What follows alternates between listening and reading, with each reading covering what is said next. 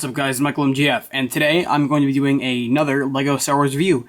This time I have the Geonosian cannon. The set number is 9491, has 132 pieces, and is ages 7 through 12. And I got this at Toys R Us, if you didn't already see my very first review on the Elite Clone Trooper Battle Pack. But anyway, the box back here has the new packaging design with Darth Maul to celebrate the Phantom Menace in 3D. And then on the back, you have all the box art and crap, and you got Gree shooting a zombie Geonosian, and then the zombie Geonosian and the normal Geonosian warrior running away, because they're cowards, and they're like crickets on legs. I don't know. Anyway,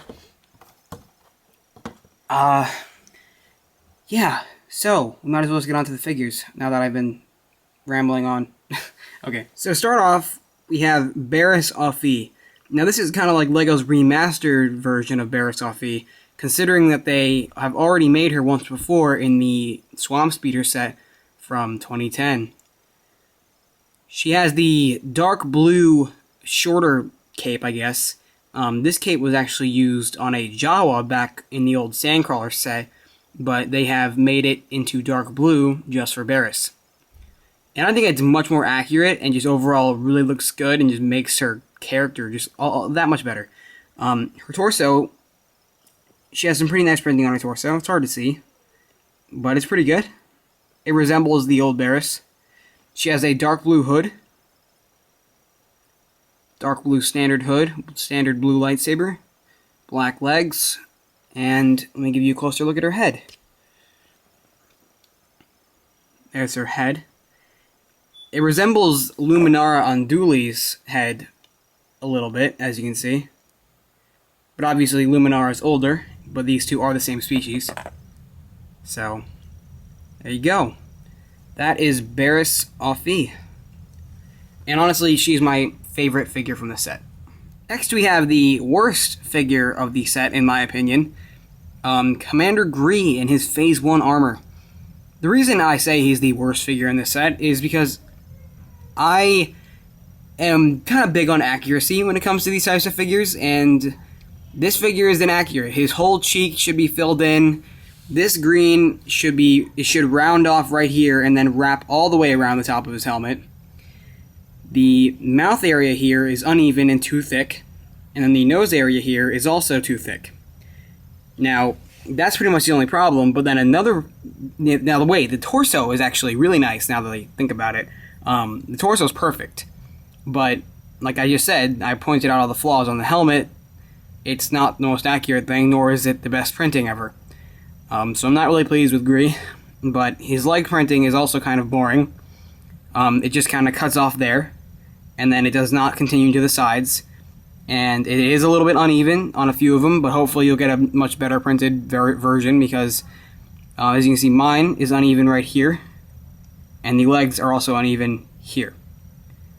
So honestly, it's a big thumbs down of a figure for me. I just do not like Gree. But if you want a Commander Gree to put into your mock and you don't really care, I guess he's pretty cool. So that's my opinion on Gree. Next we have the Geonosian. This is the exact same Geonosian that we saw back in the Geonosian Starfighter set, but now he is equipped with wings. These wings are just like normal plastic, but with printing on them.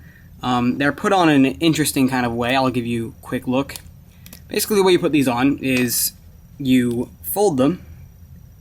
You can kind of see what I'm doing here.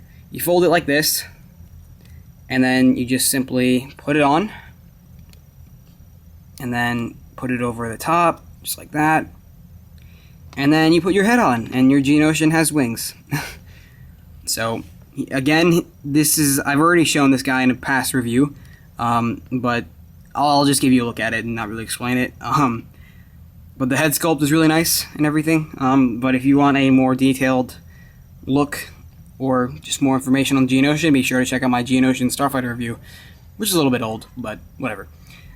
Now, I like how creative they're being with the gun here. You can see they used 3 pieces to make this gun. This little gun piece here was introduced in the LEGO minifigures line. Then they put this piece on there, I don't know the name of it, just circular cylinder type thing, and then a little translucent green stud. And honestly, it worked out very nicely. Last but not least, we have the Zombie Geonosian. Now these guys are just awesome, and I have to give props to LEGO for these. They are just beautifully done. The detail and just the whole capture of the character is great. When they were introduced in the 6th episode of the Clone Wars Season 2, these were just phenomenal. It might have been the 7th. Yeah, actually it was the 7th. But these are just phenomenal. Just LEGO did great on these. He does have the same gun as the normal Geonosian. They didn't use guns in the episode, but, you know, LEGO, I don't blame them. Thank you for giving them a gun. But they molded the Geonosian head in dark gray and put tons of printing on it. He has the white blank eye since he is dead, and he just has a little brain worm in his nose that's keeping him alive. Well, he's not really alive. It's just, you know, controlling his body. And then he has very nice printing. Now, since this guy is dark blue, dark bluish gray, he really resembles the older Geonosian. And the printing is just fantastic on this guy. And he has the same wings as the other Geonosian. But I have to really give LEGO props on this. I mean, this is just really nice. And this and Barriss are the best out of the 4 figures in the set. So now on to the actual set. The set is actually really nice. The cannon is really useful. And if you're making a Geonosis MOC, I think this will blend in really well and work and just be really compatible with any MOC. Well, any Geonosis MOC, I should say. But it does have some really nice pieces. If you look, it has some nice disc pieces. You got antennas back here. And just this color right here, the light brown, is really nice. And basically, the way you put the Geonosian on there, he doesn't really click on anything like the ARF Trooper does in the Battle Pack. But basically, you just put him right here. And then, of course, if you want to, you can put the antennas in his hands. I'll do that real quick. Just kind of similar to that. But there you go. Basically, that's how you put your Geonosian in the cannon. Now, how he aims, I will never know. But, yeah. So, Gree is about to get pulverized. Gree is gonna die. Oh my god. Gree. Don't die. I'm making boring jokes. Because I can. Anyway, I'm wasting time. So, yeah, basically the Geonosian cannon, you have this for posability, so you can make it go up. Not really down, it stops right there. But it goes up. And that's really all it does for posability.